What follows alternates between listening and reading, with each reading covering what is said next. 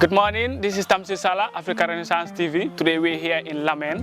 We're actually meeting one of our farmers who is into the poultry production, and his farm is called the Nice Gambia Farm. So we're here today as we take you through his journey about the business and what he do as an agri entrepreneur. So do follow me as we actually have an inside interview with the proprietor or the CEO of Nice Gambia Farm. Thank you. Good morning, this is Tamsir Sala. Welcome again for your weekly edition of the agricultural program or agricultural show, as we said it, like Agric Is Culture. So today we are in Lamen, where we'll be having another program, and we'll be interviewing one of our entrepreneur who is also into the agricultural journey. So we will definitely welcome him to the program, and he'll tell us more about what he do and like what definitely motivated him to venture into this program. So good morning, Mr. Baji, and welcome to the Africa Renaissance TV. Yeah. It's a pleasure to have you. Good morning, and thank you so much, Mr. Tamsir, for coming down to see exactly what we are doing right here in our farm. My name is Abdurrahman Baji, and yeah, so this is Agric program, and this is what I like to encourage myself in the country, as I really like people getting into agric, especially the youths. So yeah, that's what we are doing here, and we really want people to follow our footsteps. And that is, it's really great that you are coming around to see what the youths are doing in the agric environment, and they're like, yeah. So yeah, thank you very much, Mr. Baji. It's indeed a pleasure. So can you basically tell us or introduce us, like your farm and what you do basically to Africa Renaissance TV and the audience down there? Yeah. So here basically what we do is we major in banana production, and layer beds. So that's what we do here currently. But this farm started way back in maybe 2017. Okay, yeah, 2017. That's when we start planting bananas, and then we also did what's the name again? Papayas, the short papayas. Yeah, at some point we did short papayas as well. We also venture into agriculture. Sorry, I mean vegetables. In fact, even before starting the poultry. Yeah. So yeah, that's mainly what we do: bananas, papayas, vegetables, and poultry layer productions. Yeah. Oh, okay, that's amazing. So like just again to reiterate what you've just said, particularly in the poultry sector. So knowing about the risk factors that are actually attached in poultry production and all that, what it takes, and like the challenges that is actually faced with poultry production. Can you tell us why poultry, and also particularly for layer production? Yeah, we went in for layer production, poultry with layers, knowing that it is very risky, but most people in the country will be like, okay, it's very complicated to do poultry, and it's already discouraging a lot of people to get into layer production, because the way they grow is a little bit different from how the broiler birds are grown.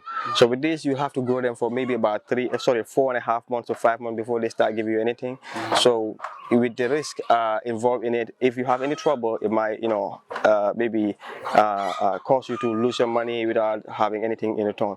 So but we just want to make sure that we show to everybody that this is possible, and it's a source of income, and a very stable source of income. So that's one of the reasons why we want to get into it, and just to show the youth that okay, this is possible. Yeah.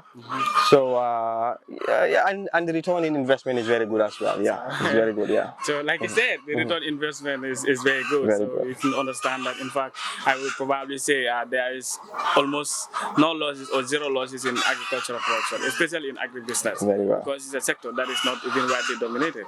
So venturing into such, it's an opportunity that you inspire the young one, because we feel like agriculture is only for the poor, but we've graduated from that mindset where we feel like agric is only for the poor. In fact, agric is investment. If you don't have money, you cannot venture into agricultural production. Yeah. So it's important. So can you briefly tell us, like your source of funding, because we know that it's very expensive and very challenging.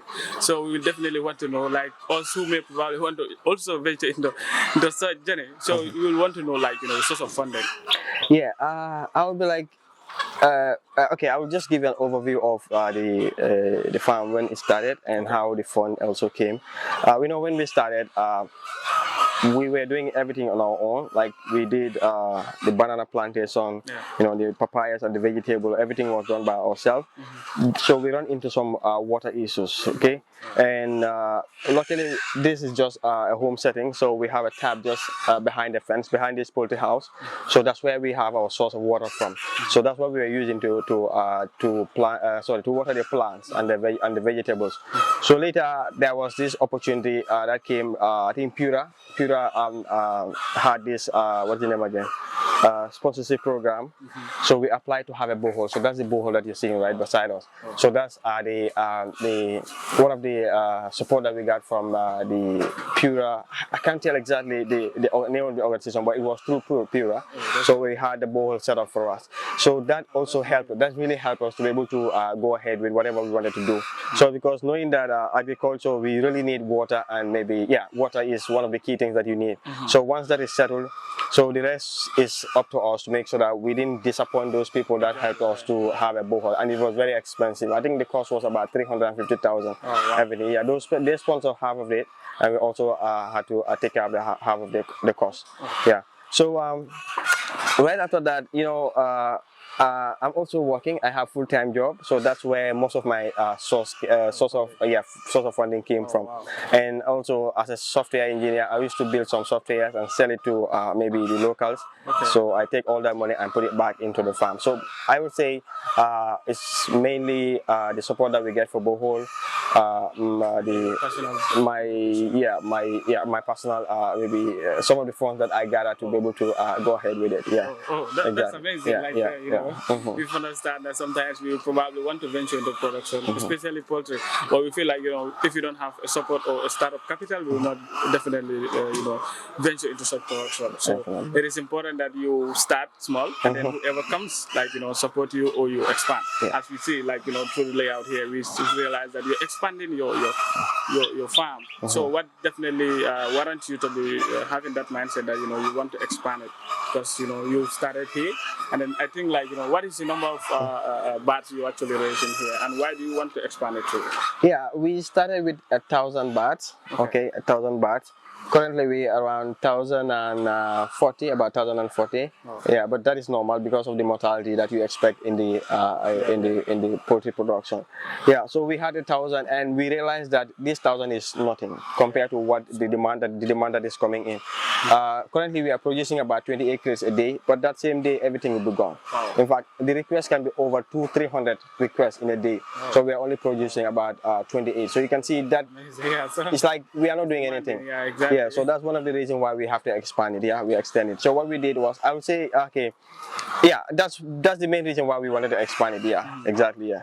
Oh, that is great. We understand that you started, and then you feel like still the demand is high. You wanted to expand. So that is you seeing a success along the way, and you feel like what you're spending there is not something that is waste. No. So it's you're taking your personal money, that is your own monthly salary to invest. You feel like there is a return along the way. So that warrants you to actually expand your farm. That is good. So and I also wish you all the best. So what are the basic skills needed for one to maintain a poultry farm in particular? The basic skills is just be very vigilant. Be always paying attention to the birds. I think that's all. It doesn't need any special skills. You can see boys are coming here for training. Boys that are maybe, if I'm going to primary school, they'll be able to handle these birds. So all that you're supposed to do, like in the morning, I'll just give you a brief overview of what we do here. In the morning, early morning, you can see we have drinkers, we also have feeders. So all the drinkers will be taken outside, all will be washed, clean, and then we will return them back in there. We'll just have to put in a fresh water and return back. That one, everyone can do it. Exactly. And the other thing is, you just make sure you pay attention to the birds. Anytime you see a bird that is sick, take it out, give it a medication. Medication needs doses, so you just need somebody who can help you to do the doses. But the doses are always sitting behind the medical seat itself. Yeah, what's the name again? The medical, the circuit, exactly, the circuit, yeah. So all the doses are in there. So I would say anyone who can read and write will be able to do this. Even he doesn't necessarily have to know exactly how to read and write, but just know that okay, these are birds that need to be taken care of. Like they need clean water, they need feed all the time. Like whatever they need, give it to them, and that's all that you need to do. Yeah, to be able to excel in it. So I think I learned from you. Then like the way I also established my own farm. Definitely, yeah. You're actually watching. So it's important that we venture into agriculture production. So who are your targeted markets, and what is the market challenge that you face in? The targeted market will be just locals, yeah, shops around, maybe mini markets, and actually right now most of the people that are taking this product are from the shops, just local shops, yeah. So you can see if every junction that you call, we have a local shop, so and each one of them maybe will need about 2 or 3 crates a day. Some of them will take maybe like 5 crates a day. So you can see you don't necessarily have to think about the market. The market is already there. So the main challenge that you will face when you're starting layer production is when your bats are producing, they will produce in huge quantity. Like let's say the first 1 week, 2 weeks, maybe you'll be able to supply. But now, let's say the third, fourth week, they will start producing maybe like 10. If you are going for 1,000 baht, they will start producing about maybe 20 crates, maybe 15 to 20 crates. So you are new to the market, people didn't know you yet. Maybe that will be the major challenge that you will face. But that will be just for 1 month. So once people started testing your products, then the market is already there. Yeah, that is so good. So we actually hear from him, Mr. Abdurrahman Baji. So there is a huge market for agribusiness. So it's important that we also venture into agriculture production because it almost contributes about 24% of our GDP. That's gross domestic product of our country, the Gambia. So it's important that we also venture into it. So basically, can you please tell us, your employees, how many people probably you employ in your farm? Yeah, right. You realize that it's at least you're contributing towards the unemployment rate, reducing the percentage. So can you tell us how many people are working in the farm? Right now, in the side of the bananas and the poultry, we have about 5. 5 staff, yeah. 4 direct employees, 5 would be like maybe support. Like because I'm excluding myself, I have 4 main people that are taking care of this bat. So the 5th one will be the one that supports me. Maybe sometimes if I'm not around, they will be doing some of the errands that I do. So about 5, yeah. That is amazing. Yeah, exactly. Okay. Yeah. Where do you get your supply from? Supply, these ones were from Holland. Because there's a guy who normally import them from Holland, so that's where I get them from. He's called Mohamed Sanyang in Gunjung. So that's where I get this one from. I think this other bad, I'm also talking to somebody who's going to bring them also from Holland. Yeah, Senegal is also available. If maybe Holland is not maybe accessible to some other people, Senegal too is available to get it from there. Yeah, but for broilers, you can get it in here locally. You can have them. Yeah. That is good. So my second to last question will be do you at any point in time feel like you wanted to be discouraged about the production because understand sometimes when you're starting and gain, especially layer production, it definitely require a lot of money and funding. Along the way you just spend it, getting anything in return. So at that stage, do you at any point in time wanted to give up on the production cycle? I'll be like, no.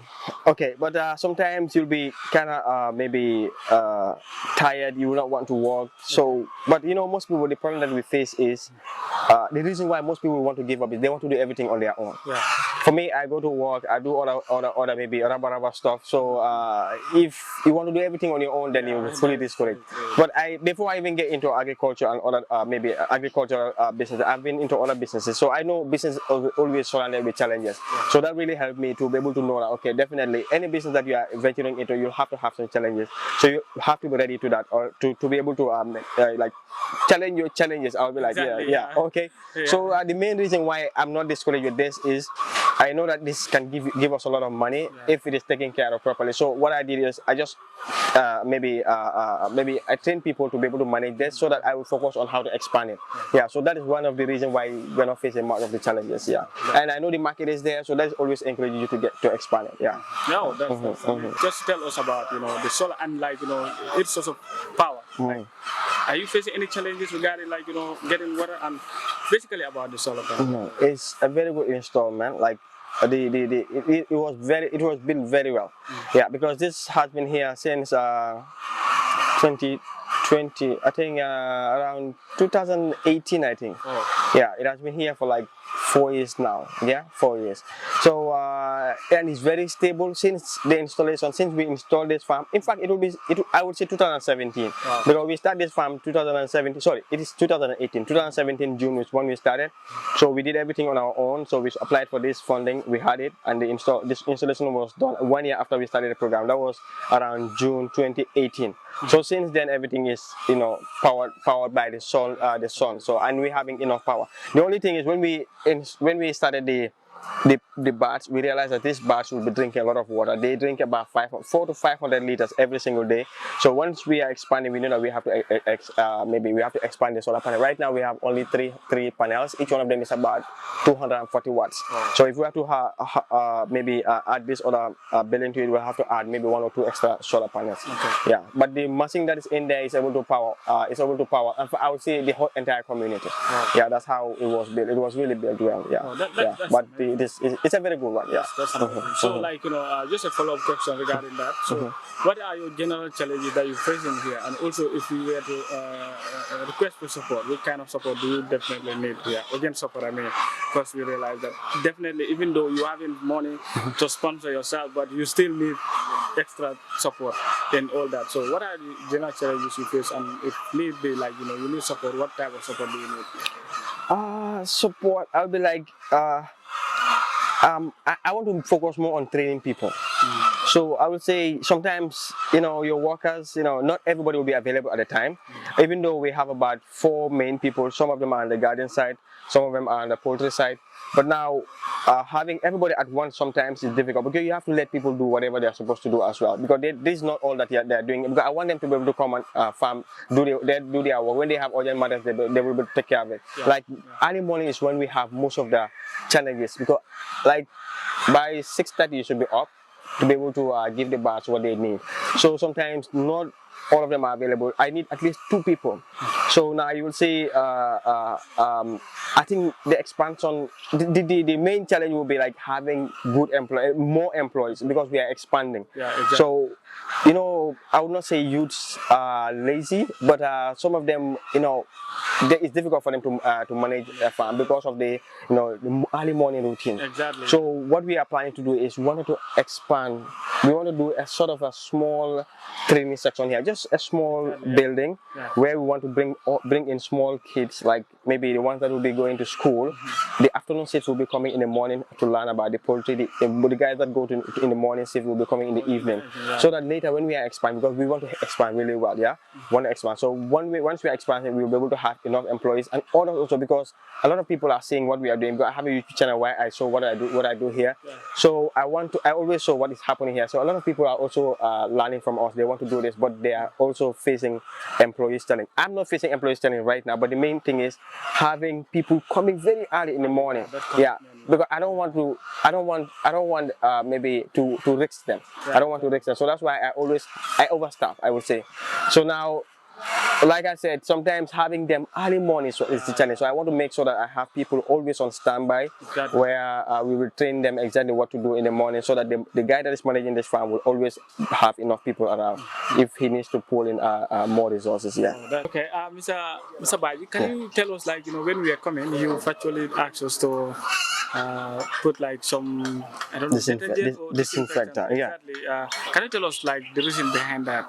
Oh yeah, you were from outside of the farm, and you walk in, so you might be stepping on some stuff that are not good for the bats. Exactly. So that's why when you come in, before you walk into the farm, you have to disinfect your feet, your shoe. But for us, since we are here, what we do is when we are walking in, we just have to change our shoes. Put on another shoe, and maybe when you get to towards the area of the house, you have to change your shoe again. When you are getting into the house again, you have to change your shoe. So the reason why we did that is, these bats are very sensitive, because you put in a lot of money, you don't want to get them sick. When they are sick, they will not eat, and if they are not eating also, they will not lay eggs. So you have to make sure they are always healthy. So you don't want to get the bat sick. So that's why you always have to make sure that their surroundings always, free from infections. That is good. So it's like, you're actually more concerned about the biosecurity aspect. Yes. It's like, it's something like, you're dealing with, very delicate organs here. Like these poultry chicks or the bats, they're definitely, fragile. Yeah, very One fragile. can say so. The biosecurity aspect is very important. Very, very important. Yeah, Very, I would say, in fact, is the key. Yeah, Yeah, exactly. if you're able to take care of that, like you maintain biosecurity, you give them feed on time, give them enough water, they should be able to do good work for you. Yeah. That is good. That is definitely. So now, general, can you tell us what you have to say to people outside there? So yes. Yeah, I would just say agriculture is not for like the dropouts or the ones that don't have work. It's actually very capital intensive. So if you leave it to the people that doesn't have, like let's say, I would say the poor. We are all poor. I would not say we are all poor, but generally we think agriculture is for the ones that are like they don't have anything else to do. Sure. But I would be like, okay, I think we have to like change our mindset. It has to be, people who are already educated, who are, let's say you have another source of income before you're able to even take up this, because this is really expensive. Yeah.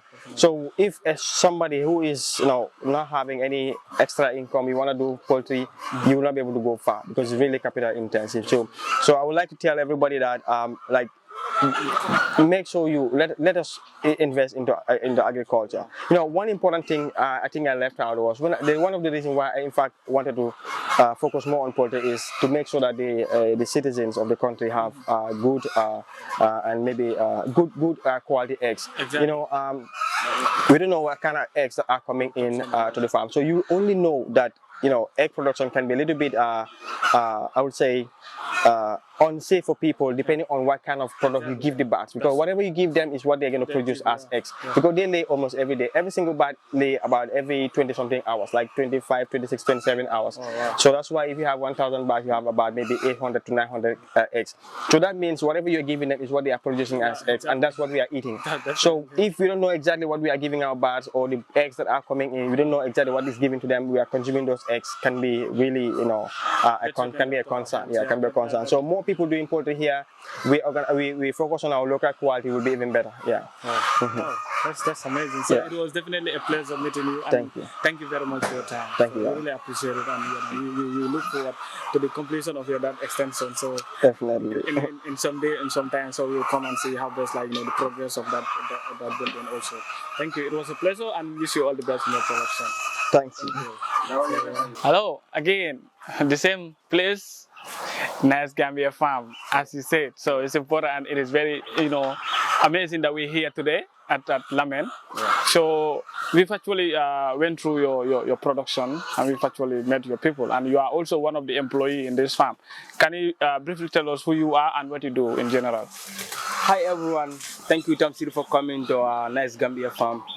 My name is Sabe Kamara, actually working in the farm here. Not full-time working because I'm a university student going to the university. Okay. So what I normally do is in this farm is to take the daily records of the farm, the production, the sales, let's assume the number of eggs that are number of crates that are coming out from the farm, the number of the amount of crates that we sold per day, and those are the main things that I do inside this farm. That's why I'm not here regularly.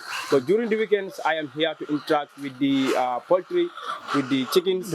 Yeah. So basically, also I edit our videos that we normally do inside this poultry farm. We have a YouTube channel where we show everything that's going on here from the starting all the way today. You see these birds, they are laying almost about 30 eggs, 30 crates per day. Oh, okay. Wow. So yeah, that's amazing. Yeah, that's my main work here. So seeing the birds right here, it's really encouraging. I think it worth every single person to invest into agriculture. Not now. Let's forget about the financial aspect of this. Exactly. Yeah. So interacting with the birds alone is something else. Joy, Because like me, I can tell when the birds are stressed. I can tell it. Wow. Yeah. I'm able to know what is wrong with the bird. Okay, what happens if you bring in the feed and they refuse to eat it? There's something that's wrong with them. So this alone, is something that is very achieving because you are able to communicate with things that that they cannot talk. Yeah, exactly. Yeah. So this is really amazing, and I hope everyone invests into poultry farming, or not even into poultry, but agriculture. Okay, agriculture, because this is what we believe in. There are a lot of people that are out there that are saying there are not, few works in the Gambia, or in fact there are no work. Exactly. But I think we have to create things for ourselves. Exactly. Let's be productive. Let's do something that that it will show to the people that wow, okay, yeah, we're doing good. Yeah, let's prove them wrong that the Gambia there is work. Exactly. But by doing that, we only have to help ourselves. Let us not depend on the government fully. Okay, start with small thing. You know, it will definitely. To be honest, like it will really take up. That is definitely true, because like you said, it's important that we also contribute our quota, because we cannot just be waiting for the government, but we are the government anyway. Exactly. We just cannot be waiting for our representative to be asking what they can do for us, but what we can also do for our country, because that's like the mindset that we all ought to have as citizens. So it's important that. So you just coming back to your area, that is like in the record aspect.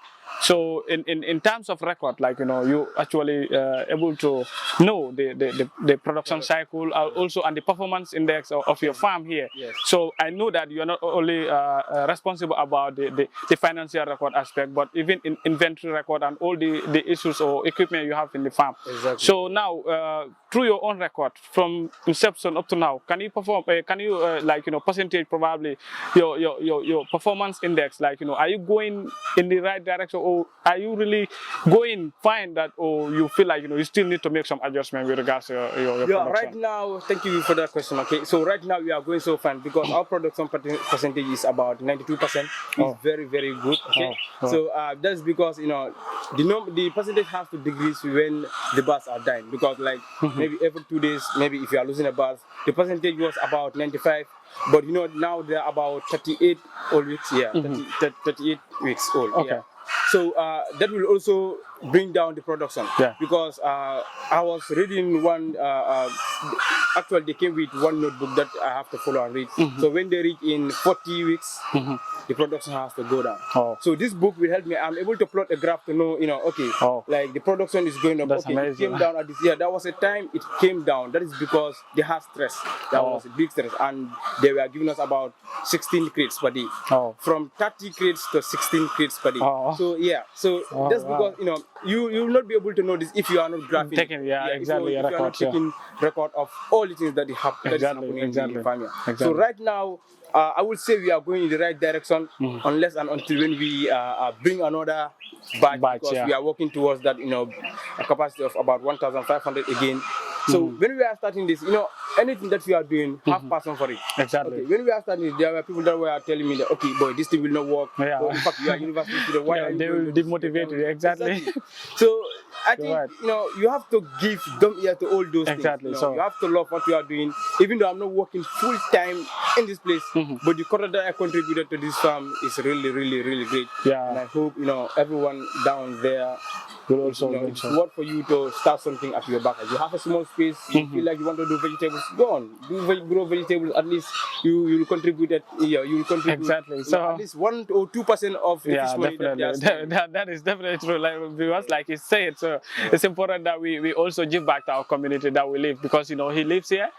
Just at his backyard, they have a garden, and they have a poultry farm that you actually helping to make sure you at least contribute to your community, because these eggs that you're selling it within the community. Yes. So it's important that at least that will not be a stress where people will have to go up to the shop or up to the mini market to purchase these eggs and all that. So contributing your social responsibility. So now just finally we understand that in the financial aspect and all that what you do, and also the medication aspect of this bird that you actually rearing. So how frequently do you normally engage into this medication aspect, or do you always provide the medication when need be, or you regularly provide medication for them? Okay, so like I said earlier, we have this notebook that we normally follow. Okay. But that is when they just came in, like during the brooding period, you have to perform certain, you have to give them some vaccines. But apart from that, when they start laying eggs, then the need of medication has come to an end, except until when there is when the birds are sick, or you see certain changes, or you see there is a bird that that okay, you probably know that this bird has some issues. But most of the time what we do is we quarantine those birds, and we give them certain medication, because if not, they might get they might infect another birds. That is so true. Normally what we do is we only give medication at this stage when it is in need, when there is we know that the birds are sick, they have stress, the production is down, and we know it's not normal, it's not yet time for the production to be down. So we normally give them medicine. Like the last time they have stress, so we bought anti-stress and give them anti-stress for about 2 to 3 days. Yeah, 2 to 3 days, and then we saw that everything. And how is your feeding here? How is the feeding? Do you have your feed formulation or you normally buy feed? Okay, we normally buy feed from Gamhala. Oh, Gamhola. Yeah, Oh, okay. maybe every 15 days, every 15 days, 30 bucks. Oh, that's good. That's good. So, what is your final message to the youth down there and the general population about what you do and those who also want to see themselves through this journey? So, what is your message towards that? Okay, so my final message to those that are out there, please, I'm telling you, don't be discouraged. Most of our Gambian brothers have started, but they did not end up with it. Yeah. Just because of one of two reasons. Exactly. And one reason I will tell you is because our brothers are living in abroad and they invest in the Gambia. Like they give it to a person that that okay, that person is not much more interested in it. That's because because it's not your own money that you invest into it. So you'll be like, okay, there was this time that we are selling this egg are $225 per crate. So there was this guy that was selling it for I think 210. Oh wow. But that will not favor us, okay? Exactly. So yeah, but because he's not the owner, I try to explain to him, okay, if you do this, you're really going to fall, and you might not like. Yeah, exactly. So about 1 month later, I had the man, say like, increase the price. Yeah. Oh, no, I want to quit wow. because there's no money. Okay, so that's it's not really good. So this set of people will try to discourage other people, saying that okay, poultry there's no money, you only lose your money. Exactly. You only lose your money, you invest. That at is the end of the day, you have nothing. But that is a wrong message that they are giving. Okay, anything that you are doing, have passion for it, have love for it, exactly. And, get ready to get certain challenges. So that is true.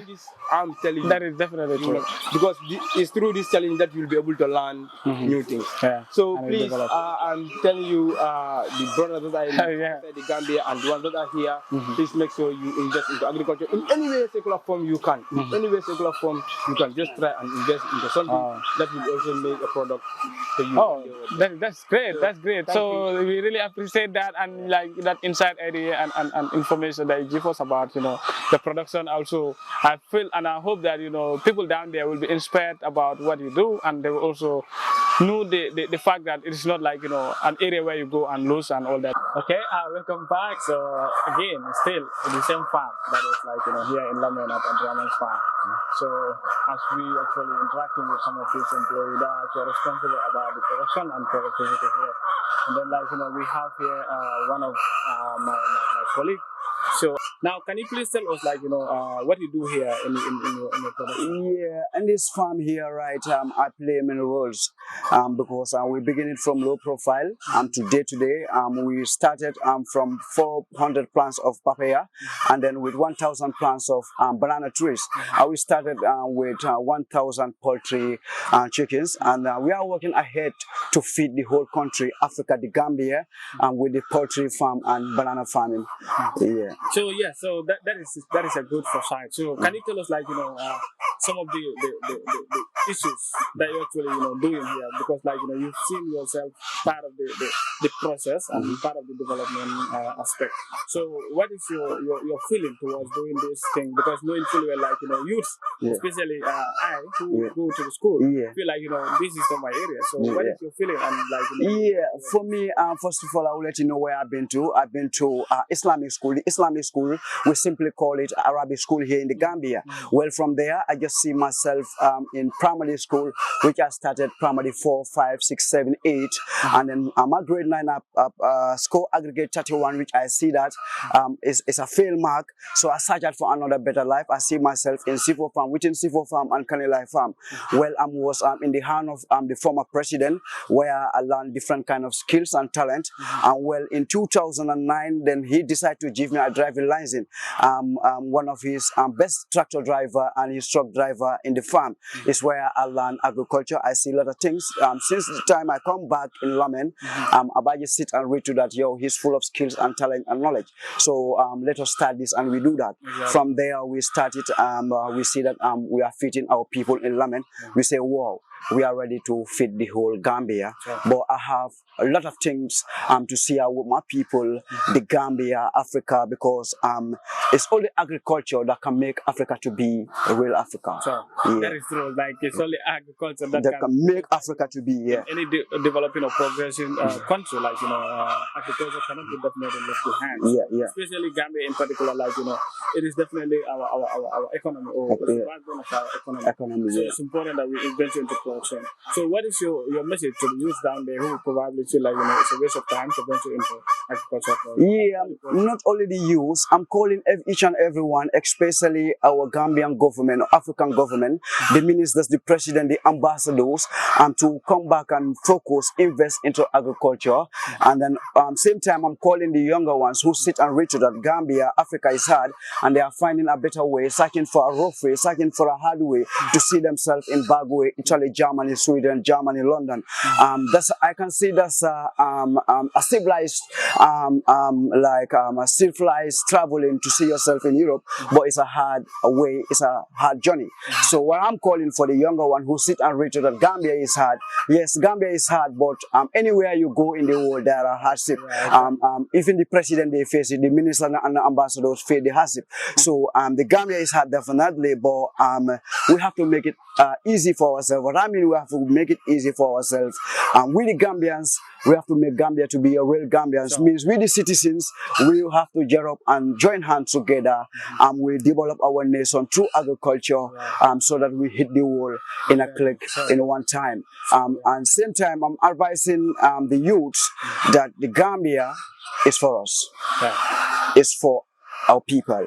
So I'm begging for our people to stay, and we're calling each and everyone to come for you learn new skills and talent. Without agriculture, boy, you can search out for another better life, like to be a mechanic or so on, so forth, etc. And then simply the way I'm calling my brothers who are out there, who live in abroad for so many years in England, Finland, Netherlands, Norway, in Germany, with their skills, with their knowledge, with their wealth, I'm calling them to repatriate to Africa, and then we also have a YouTube channel whereby we're giving more courage to the diasporas out there, and we're giving more courage. We are making Africans or the Gambians to be proud of to be an African, or the Gambians to be proud of to be a Gambian. And then we're working hard that we are giving courage to the youth to stay in Africa, to stay in the Gambia, and not to take this rough way and hard way to Europe. And we're giving more courage to the youth to stay, to learn more skills, knowledge, and talent. Because when they get their own knowledge and talent in the Gambia, it will be remain here. So calling all Africans to come together and then rebuild the nation through agriculture. That is great. So that was all for we call him Lucky Child anyway. That is his code name, Lucky Child. That's my name. But my real name, my born name is Lucky Child. My real name is Ismail. But my nickname or my popular name is Lucky Child. Because I created the name from my own name, that Ismail. Ismail should be slaughtered, and then he was so lucky, and then God sent Jibril to bring the biggest ram and the healthiest ram from Jannah. And then he gave it to Abraham. And then he took and advised the knife that not to slaughter Ismail. Ismail was so lucky. That's why I create my name. Wow, that's but some people used to call me the Gambia. Some people call me Nice Gambia. I well appreciate the name, and then I'm gonna answer each and everyone who call me Nice Gambia or Lucky Child or the Gambia. Forward. I would invite the viewers right now to subscribe on your channel. Because I see Africa that, Renaissance Africa, you're working hard to make a better and a greater for Africa. So subscribe if you are new to this channel, like and share this video to friends and family. Make sure each and every Gambian see it. As we always say, we represent the color red, white, blue, white, green. For the Gambia, our homeland, we stand to work and pray that all may live in big unity, freedom, peace each and every day.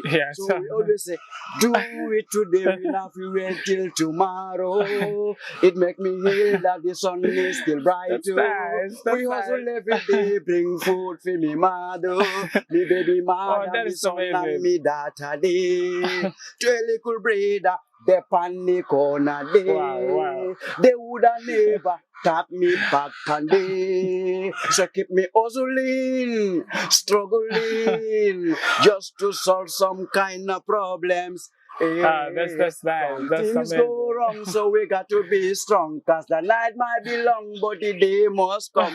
In the battlefield, Exactly. we not grab no gun, so we skills and the talent. So the money can come. You big up in a gun thing, you end up in a mess. So be wise and smart and more land more. Strategy if you make more money, if you mommy got that Let everybody invest into Wow, agriculture. that was amazing. Wow. That was all for him. Thank you very much. We really appreciate your time, and Yeah, man. indeed, it is a pleasure to meet you. Yeah, And man, we so wish you all the best. And just keep it up. Inshallah, we'll be there one day. Yeah, Well, viewers, that was all. Thank you Subscribe. very much, and Yeah, thank you man. for following. So yes, thank you. Share the video. Yeah.